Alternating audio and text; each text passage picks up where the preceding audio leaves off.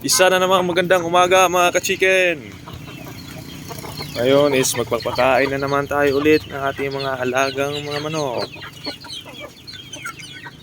Kaya nga pala guys, sa mga hindi nakakaalam kung saan tayo o kung saan matatagpuan yung chicken farm natin, is sasabihin ko po sa inyo na tayo po is located sa Marasindangan, Zamboanga del Norte, Mindanao po.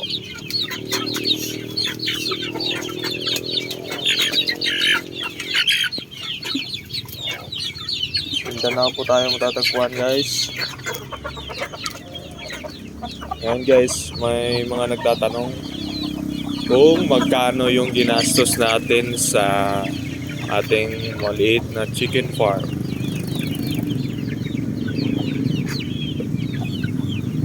Bali itong net natin guys, yung free range net natin is binili po natin through online. Nagkakalaga po siya ng 2,200. May kasama na yon na may kasama na yun siya na yung tali at saka cable tie at saka isang painuman ng manok. Yan siya, oh. Yan yung kasama niya sa package. Ito guys, ang kulit, oh. Tingnan mo, pumapatong pa sa kamay ko. Tapos ito naman guys, yung breeding pen natin. Isang tao lang pong gumawa nito, kaya medyo natagalan talaga siya. Doon tayo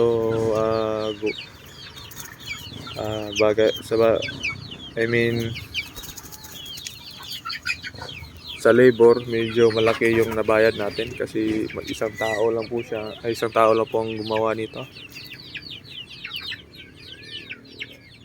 I think mga 8 days ata niya to.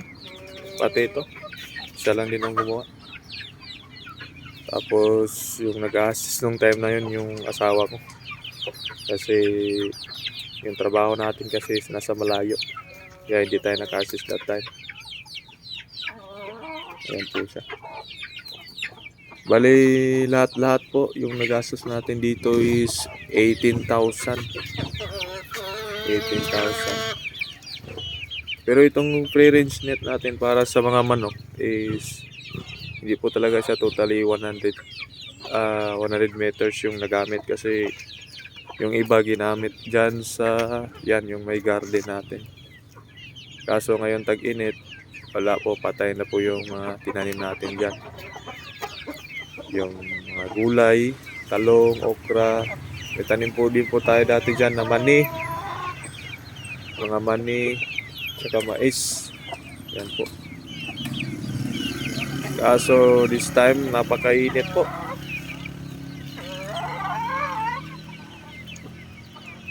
Napakainit. Wala pong ulan, kaya patay yung mga tanim natin. Kaya hindi pa tayo makapagtanim ulit. So yun po, sa mga nagtatanong kung magkano lahat ng ginastos natin dito sa ating chicken free range net, yung gastos po natin is umabot 18K.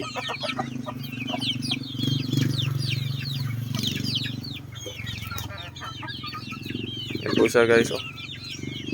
Umatong na naman.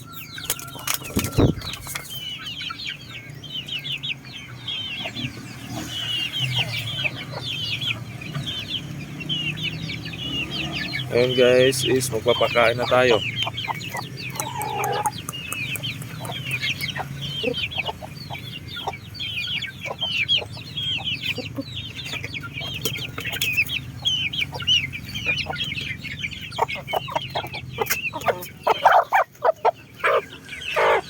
Ulihin muna natin to.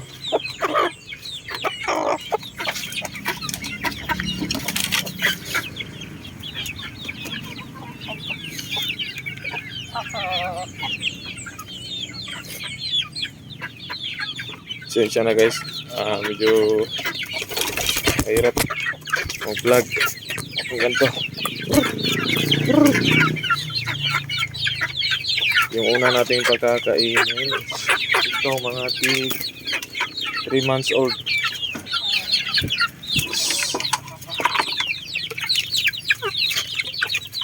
Ayun.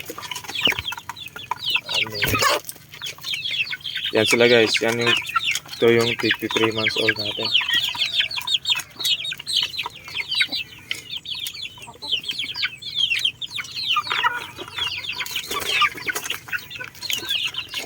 Hindi po kasali itong isang to. Bago namin na-acquire to.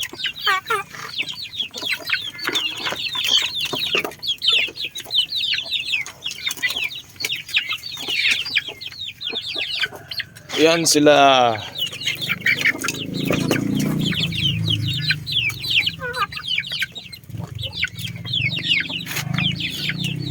Yan sila. Ano to guys? 11 to sila lahat. Buhay po sila lahat. Mula nung pagkapisa, buhay po. Sa awa ng Diyos, buhay naman sila lahat. Ngayon, 7 piraso na lang kasi nabenta na yung iba nito.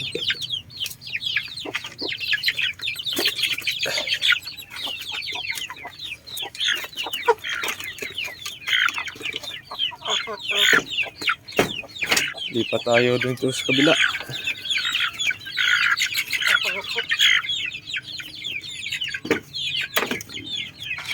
Ito naman guys, yung big to 2 months. Ano to sila? 13 pieces nung pagkapisa. Buhay po lahat. Tawa ng Diyos, buhay din po lahat. Pero ngayon, ano na lang to sila, nasa 11 pieces kasi may dalawa dito na nabenta na rin. Yan. Atas kumain.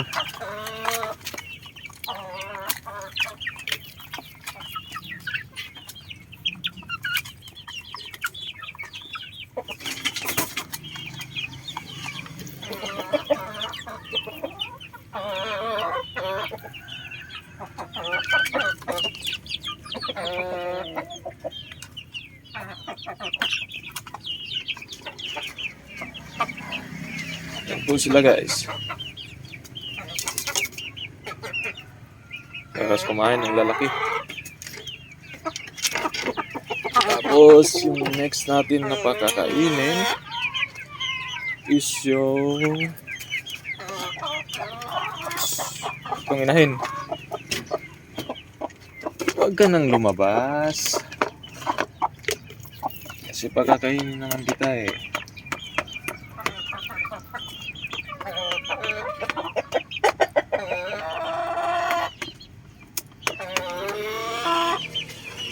Gaya ng sinabi ko sa inyo kahapon guys ha. Papakita ko sa inyo yung actual na pagpapakain natin ng ating alagang manok.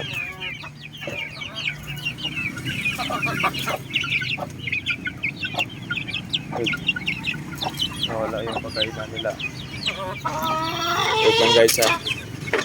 Hanapin ko yung pagkainan nitong isa.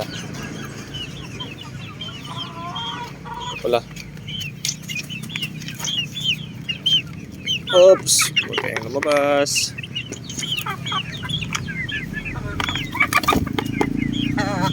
Huwag kayong lumabas. Ito yung kasama niya.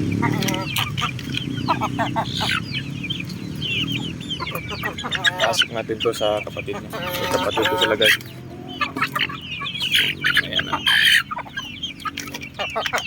Kaya natin bigyan yan. Unahin natin itong nasa maliit na pulungan.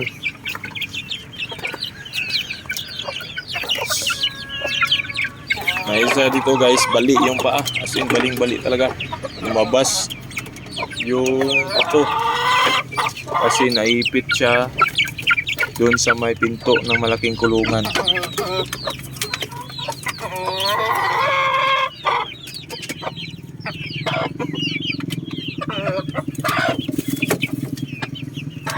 Yan po, baling-bali po yan.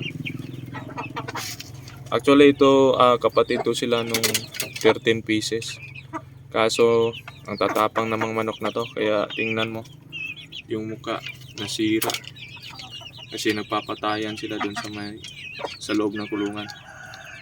Kaya after kong pakainin to sila, pinapakawalan ko.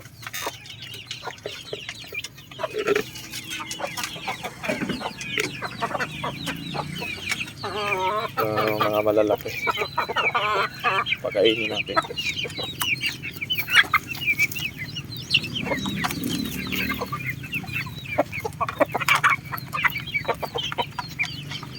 Yan yung broadcock natin. Ang laki niyan. 4 na kilo mahigit yan guys.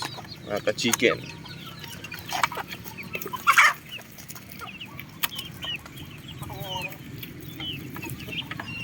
Ganyan lang yung pagpapakain ng manok. Bilis lang.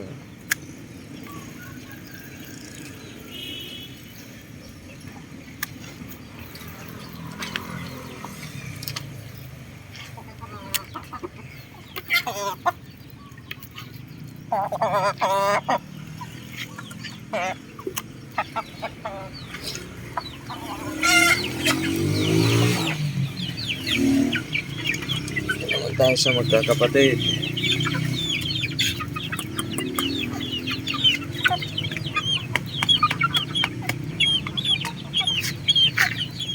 Dito sila dalawa.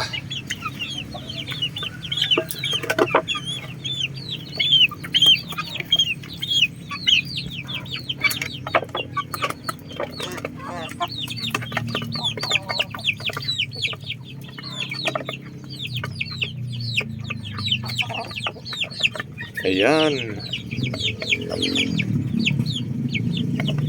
Tapos kumain nila guys. Ayan guys ha. Nakita ko na sa inyo yung actual na pagpapakain natin sa ating mga alagang manok. At saka guys yung nasabi ko na rin sa inyo yung magkano yung gastos natin sa ating free range net at saka dito sa mga kulungan natin. Next guys is papakita ko sa inyo kung ano po yung inahalo nating pagkain at kung paano din tayo makatipid.